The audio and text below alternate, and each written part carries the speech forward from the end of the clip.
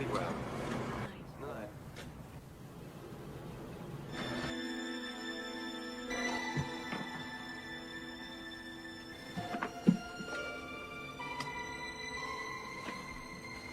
through dinner, I just Halo pecinta film, khususnya buat kalian yang suka film-film yang minus akhlak, film kurang beradab dan minim pesan moral, maka film ini adalah film yang tepat buat kalian. Film yang akan saya bahas kali ini berjudul The Match atau bahasa Indonesianya Kerusakan. Rilis pada tahun 1992. Film ini bertema perselingkuhan, lebih tepatnya lagi perselingkuhan seorang menteri dengan pacar anaknya sendiri. Biar agak terdengar lebih ke Jepang-Jepangan, kita ganti saja menjadi perselingkuhan calon bapak mertua dengan calon menantunya. Gimana? Oke, tidak usah berlama-lama lagi, kita langsung saja eksekusi alur ceritanya. Mengisahkan tentang seorang menteri Inggris bernama Dr. Stephen Fleming. Saya nggak tahu kenapa ada gelar dokter di depan namanya. Padahal di film ini dia nggak pernah menyuntik orang sakit. Kalau menyuntik calon menantunya sendiri ya sering.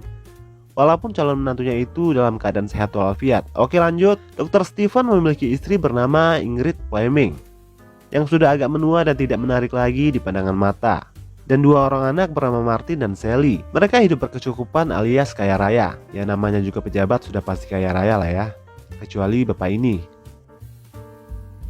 Lanjut, Dr. Stephen tengah berada di sebuah acara kepolitikannya. Tampak sedikit agak kebosanan. Lalu dia dihampiri oleh seorang wanita muda cantik dan hot. Wanita cantik itu mengenalkan dirinya sebagai Anna.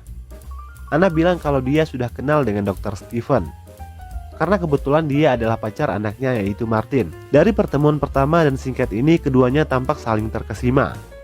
Dari tatapan mata masing-masing mengindikasikan bahwa adanya ketertarikan secara seksual dari keduanya. Keesokan harinya Martin membawa Anna bertemu dengan orang tuanya. Anehnya di sini Anna dan Dr. Stephen berpura-pura seolah belum pernah bertemu sebelumnya. Dan mereka pun kembali melakukan perkenalan ulang di hadapan Martin. Keesokan harinya Anna menelpon ke kantor Dr. Stephen dan diangkat oleh sekretarisnya. Anna berpura-pura kalau dia adalah temannya dokter. Dr. Stephen agak terkejut dengan keagresifan Anna yang lebih dulu memberi sinyal kepadanya. Dari percakapannya di telepon itu, Dr. Stephen menanyakan di mana alamat apartemen Anna. Lalu dia pun bergegas menuju ke sana. Sesampainya di sana, dokter yang beruntung lahir batin itu disambut oleh Anna dengan posisi yang menantang, seolah sudah siap untuk bertarung dengan tangan kosong 1 lawan 1. Tanpa babi bu atau memberi kata sambutan terlebih dahulu, dokter langsung menyahut tantangan pacar anaknya itu dengan tangan terbuka. Dan mereka berdua pun beralih profesi menjadi petani dadakan dan mulai bercocok tanam.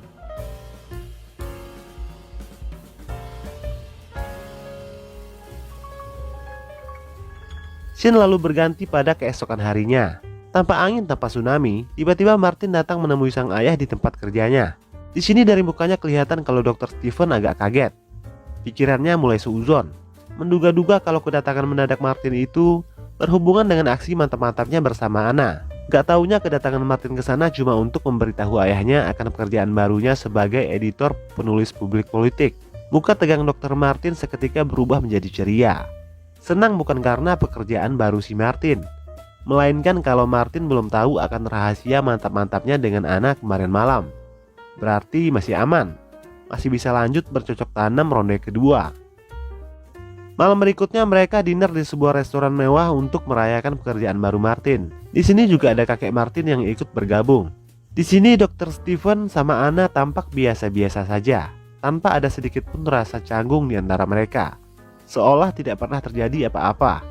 Padahal mereka sudah pernah saling bertukar cairan kental. Melihat Anna yang tengah asik bercerita, pandangan Dr. Stephen seakan tidak bisa lepas darinya.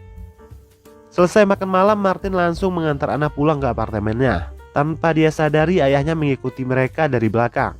Tak lama setelah anaknya itu pergi, si dokter langsung masuk ke rumah Anna. Dan seperti biasa disambut oleh Anna dengan gaya menantangnya duduk di atas sofa. Dan dengan senjata andalannya, stocking motif jaring laba-laba berwarna hitam. Mereka pun kembali bercocok tanam tahap kedua. Selesai pergenjotan, anehnya mereka berdua ini tidak pernah sedikit pun merasa bersalah atau menyesal kepada Martin dan ibunya akan aksi mantap-mantap mereka itu. Sungguh ayah dan pacar yang tidak punya akhlak. Malahan dokter mengajak Anna untuk ikut bersamanya ke Brussels untuk urusan politiknya. Tapi Anna bilang kalau dia akan menghabiskan weekend bersama dengan Martin ke Paris. Anna meminta ke Dr. Stephen untuk tetap membiarkan hubungan pertanian mereka dilakukan secara rahasia saja. Tidak perlu merubah apapun, tetaplah seperti ini. Setelah kunjungan politiknya ke Brussels selesai, Dr. Stephen bukannya langsung pulang bertemu istri dan anaknya. Dia malah menyusul Anna ke Paris. Sesampainya di hotel, dia langsung menelpon Anna yang sedang tidur bersama Martin.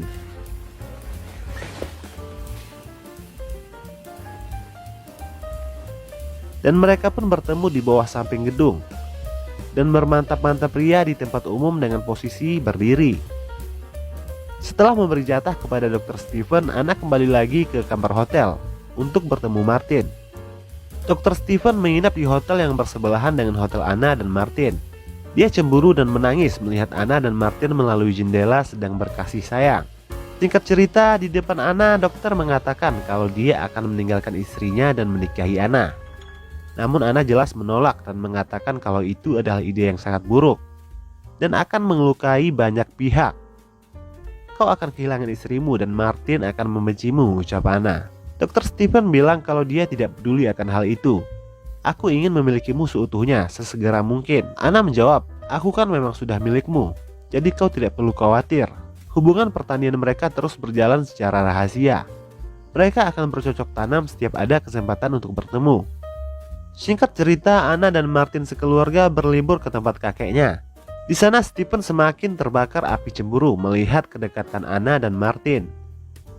Yang paling mengejutkannya lagi adalah Martin secara tiba-tiba membuat pengumuman kepada keluarganya kalau dia sudah melamar Anna dan Anna pun telah menerimanya.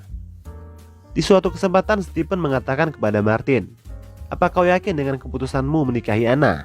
Aku hanya tak ingin kamu membuat keputusan yang terburu-buru." Lalu Martin menjawab, "Tekadku sudah bulat untuk menikahinya karena aku sangat mencintainya dan aku tidak tahu apa yang akan terjadi denganku jika aku kehilangannya." Mendengar jawaban Martin itu, Dr. Stephen sepertinya sudah mulai sadar akan kehilafannya. Malam harinya dia menyelinap masuk ke kamar Anna. Mereka pun bercocok tanam lagi sebagai tanda perpisahan.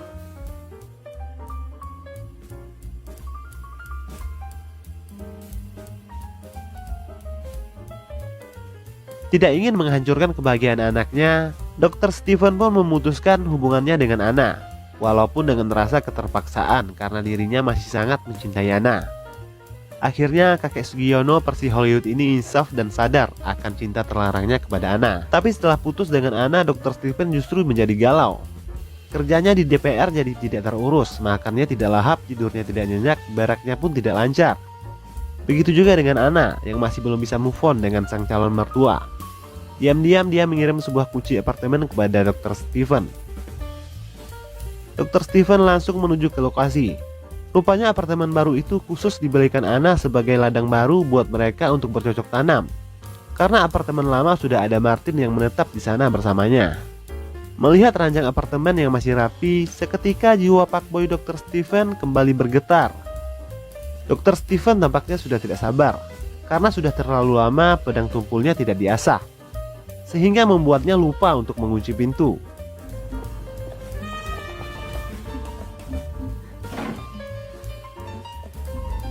Tiba-tiba Martin datang dan samar-samar mendengar kata-kata "oh no, oh yes, oh my god" dari dalam kamar apartemen. Dia pun penasaran dan bisa ditebak lah ya apa yang terjadi selanjutnya.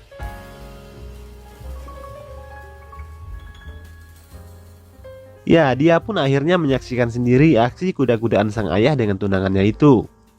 Jelas membuat Martin shock dan tanpa sengaja membuatnya terjatuh dari tangga hingga tewas seketika.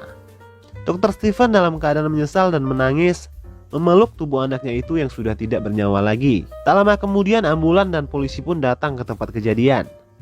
Kemudian Anna pergi meninggalkan tempat itu, meninggalkan Dr. Stephen dan juga Martin. Karena Dr. Stephen adalah seorang menteri, jelas perselingkuhan dan juga kematian anaknya itu menjadi skandal yang sangat memalukan. Puluhan wartawan datang memenuhi perkarangan rumahnya untuk meminta tanggapan si dokter. Ternyata istrinya sudah lama tahu akan perselingkuhannya dengan Anna, dan dia jugalah yang memberitahu alamat apartemen baru Anna kepada Martin. Tidak hanya dipecat secara tidak hormat dari jabatannya sebagai menteri, Dr. Stephen juga kehilangan istri dan anaknya. Keadaan itu membuat Dr. Stephen frustasi dan membawa diri ke Paris, menyendiri menyesali nasibnya. Sementara Anna tidak diketahui di mana keberadaannya.